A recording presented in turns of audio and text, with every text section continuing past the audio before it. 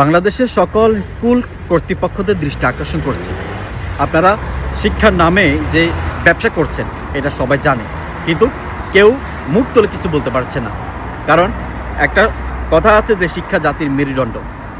এই যে শিক্ষা জাতির মেরুদণ্ড, সাধারণত একটা মানুষের যদি মেরুদণ্ড না থাকে তাহলে সে মানুষটা উঠে দাঁড়াবার মতো শক্তি থাকে না।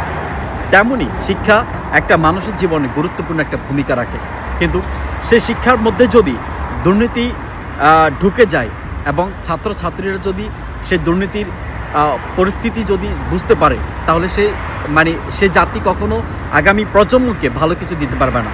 কারণ তারা দুর্নীতি সম্পর্কে আগেই ধারণা করে ফেলেছে এবং তারা ওই পথে হাঁটবে। বাংলাদেশে এখন স্কুল, ইউনিভার্সিটি, কলেজগুলোতে যেভাবে শিক্ষার নামে ব্যবসা শুরু করছেন, এটা বন্ধ করুন, না হয় কিন্তু অনেক বেশি পস্তাতে হবে। আগামী প্রজন্ম কখনো আপনাকে ভালো কিছু দিবে না, কারণ আগামী প্রজন্মের কাছে ভালো কিছু চাইতে হলে আপনাকে ভালো কিছু দিতে হবে।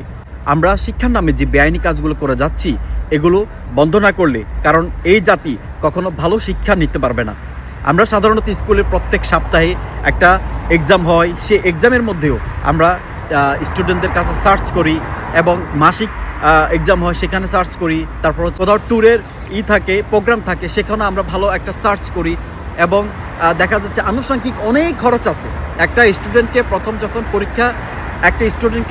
প্রথম যখন অ্যাডমিশন নিতে হয় তখন তাকে একটা লিস্ট দেওয়া হয়, সেই লিস্টের বাইরে প্রত্যেকটা স্টুডেন্ট আরও মোটা অঙ্কের টাকা গুনতে হয়।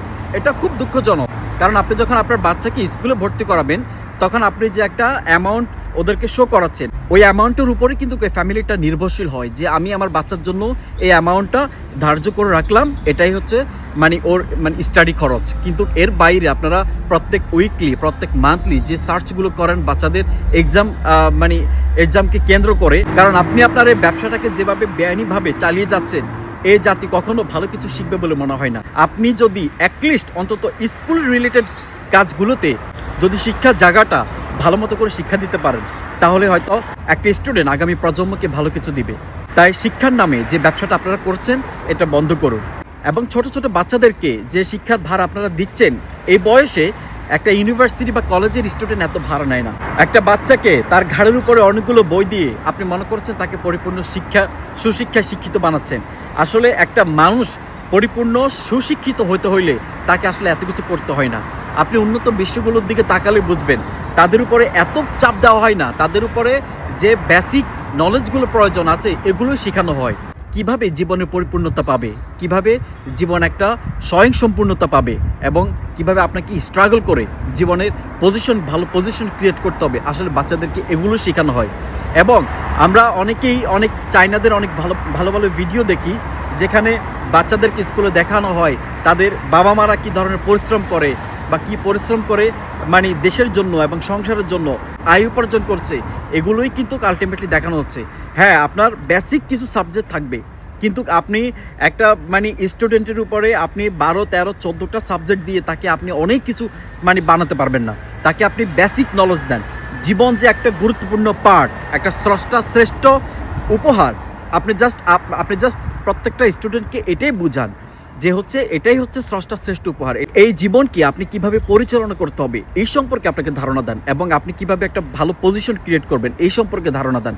এবং সে ভালো পজিশন করার জন্য তার যে বেসিক নলেজগুলো প্রয়োজন, যে সাবজেক্টগুলো প্রয়োজন, আপনি তাকে এগুলো শো করান। আপনি 10, 12, 13, 14টা আদার্স সাবজেক্ট নিয়ে একটা স্টুডেন্টের উপরে চাপিয়ে দেওয়া হচ্ছে তার উপরে অনেক ধরনের মেন্টালি টর্চার করা। কারণ একটা বাচ্চা মানুষ অনেকগুলো সাবজেক্ট নিয়ে সেই সব কিছু মেন্টালি সে ক্যারি করা অনেক টাফ হয়ে যায়। আমাদের সমাজে এখন ছোট ছোট বাচ্চাদেরকে এই কাজগুলো সবচেয়ে বেশি করা হয়, বিশেষ করে প্রাইভেট স্কুলগুলোতে বাচ্চাদের উপরে অনেক মেন্টালি টর্চার করা হয়। এগুলো থেকে বের হয়ে আসেন এবং একটা আদর্শবান মানুষ হয়ে কিভাবে জীবনের পরিপূর্ণতা পাওয়া যায় এগুলো শিক্ষা দিবেন। ধন্যবাদ। তবে স্কুল রিলেটেড ব্যবসা যেগুলো আপনারা চিন্তা করে আছেন এগুলো বন্ধ করুন। এখন যদি কারো টাকা পয়সা হয় তাহলে সে বরাবরই চিন্তা করে যে কোন ব্যবসায় লস নেই। মানুষ এখন হাসপাতাল এবং স্কুল রিলেটেড ব্যবসাগুলোর মধ্যে মুভ করে, কারণ এই ব্যবসাগুলোতে লস নেই, ভালো ব্যবসা করা যায়। তবে এগুলো আপনার জীবনের জন্য বা আগামী প্রজন্মের জন্য খুব ভয়ঙ্কর একটা অবস্থান নিয়ে আসছে।